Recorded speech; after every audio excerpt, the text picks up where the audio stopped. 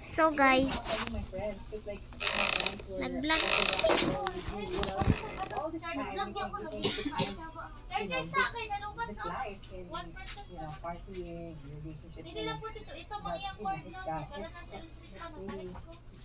Siya pala all along yung hinahanap ang ko. ano na ulo? Ayan. Yeah. So, yan ang mga struggles na hindi alam ng mga tao or ng mga fans who follow you.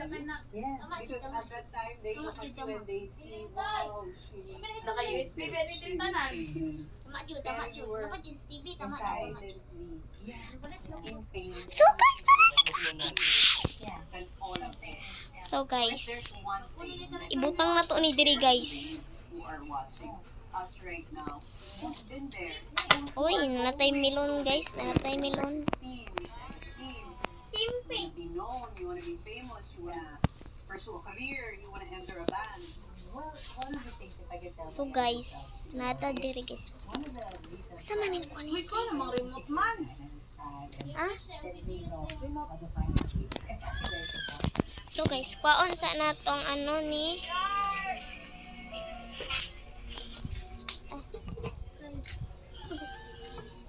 So guys, kwaon sa natong ano ni ganing guys. Start to have a relationship with him, knows that, and know that he loves you. Parang he's not about So guys, kwaon sa natong libro guys. Nangitaon na to guys.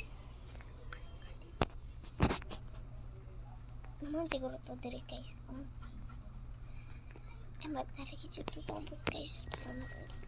Oy, I will be back soon. Oh my god. So magdali ta guys. Dita magniya guys. Ya guys. Pati na to si Klinika eh. Yang Okay, yang diyas ina. ba? Para gani oh. Iyang wala pa sila pa. Ano sa ubos? Wala sila guys. Pastok, banto. Irita mo ako guys. Ang sana siya guys na wow. So dito tayo.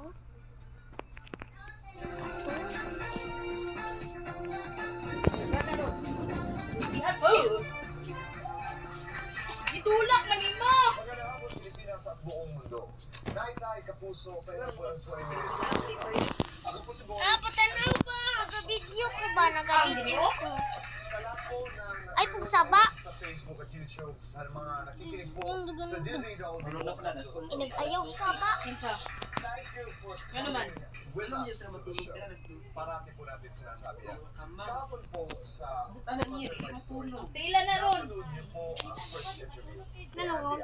So guys, Umanaw ang sana dili Tulog, guys. tutulog namin. Tulog na gid na siya. Alas 10, tulog na. Maraming Gabi, salamat alas 10, tulog po kami. sa panonood. At sa mga nakamiss sa episode kahapon, you can watch that sa YouTube channel and website guys. ng GMA Network. Kung sa Jinjin Ang mo, si pakiramdam ko po, pagkatapos ng isang interview, every time I do an interview, Sulod na dili guys. Kung sina dili guys. mayaman na mayaman ang aking pakiramdam. Kasi ang dami-dami ko pong natututunan. Parang nagdadaan ka po sa isang masterclass. Dito po sa aming Oh pag-uusap my ni gosh guys. Andy, Oh my gosh. paulit-ulit yung sinasabi, magkaiba kami ng nanay ko. Magkaiba kami sa napakaraming bagay. So Pero, mamaya na yan guys. mahal na mahal namin ang isa't isa.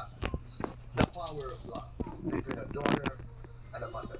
Yan po ang aking bawal pagkatapos natin makausap si Andy Agema. Aside from my one-on-one interview with Andy, I also had the privilege of talking to Andy. Kasama naman po ang kanyang partner, na si Soma. Pinag-usapan namin ang kanilang buhay sa Siargao, ang recent controversy na hinarap ni Silmar at ang kanilang planong magpakasal. Because itong taon na ito, dapat si Kim was supposed to fly to Siargao. Sabi nga ni Andy, one of her regrets ay sana binuhat na lang niya ang kanyang nanay at inilipad sa Siargao. At hindi kasal ni Silmar. They were supposed to get married in 2024.